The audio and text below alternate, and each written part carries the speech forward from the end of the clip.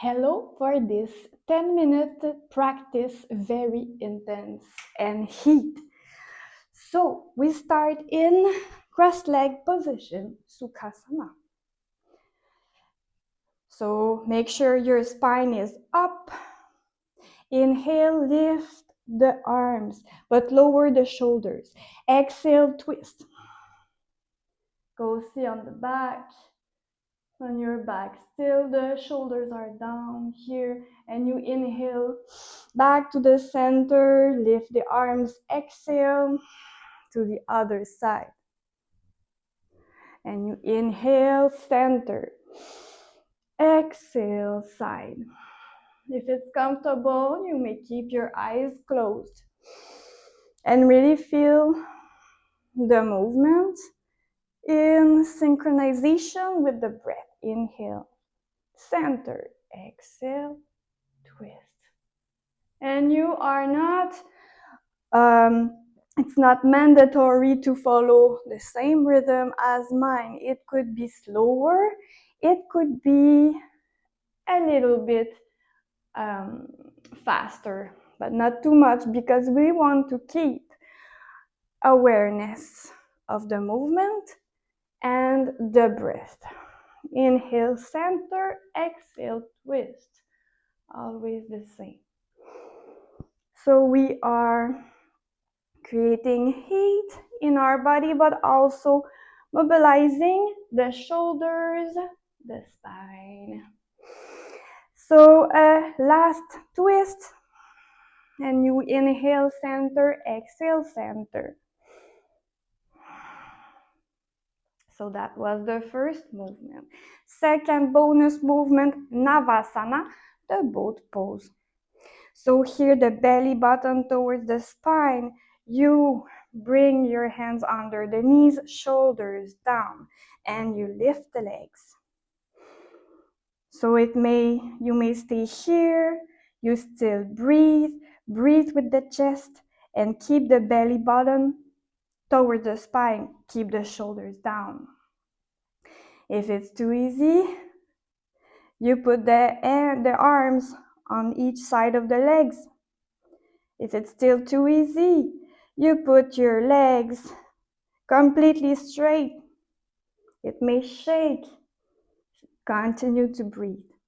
If you want to add movement, exhale, knees towards the body, and inhale, more distance. Exhale, inhale. You might do this.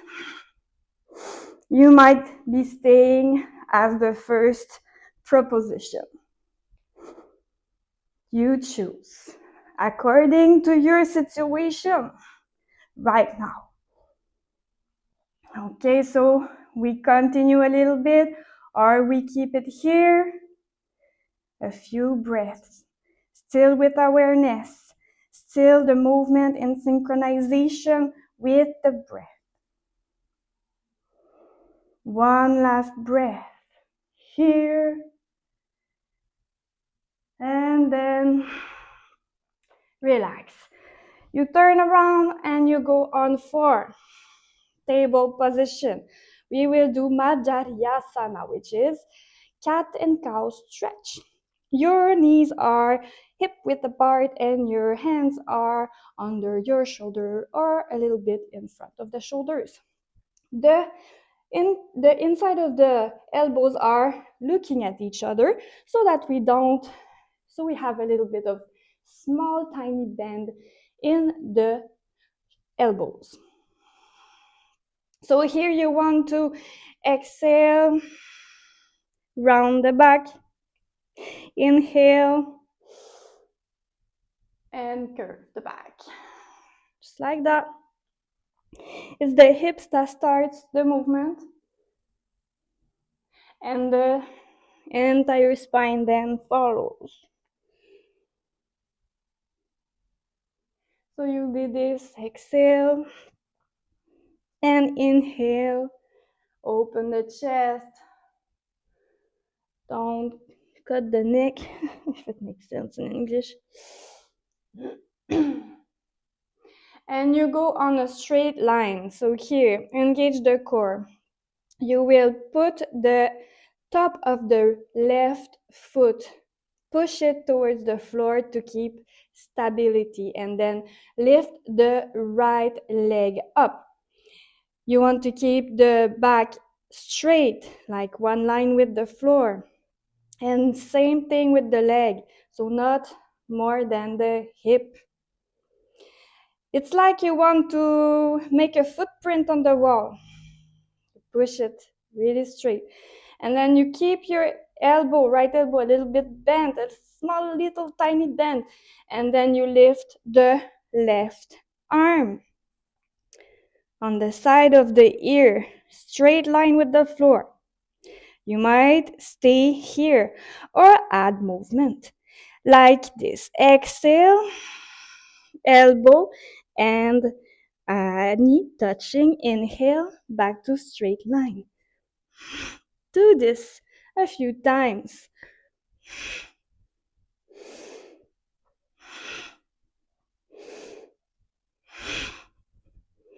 Last one. And exhale, hand and knee down. Little moment of observation. Maybe your wrists are a little bit taking the weight, so you might move it a little bit like that. And you will do the other side.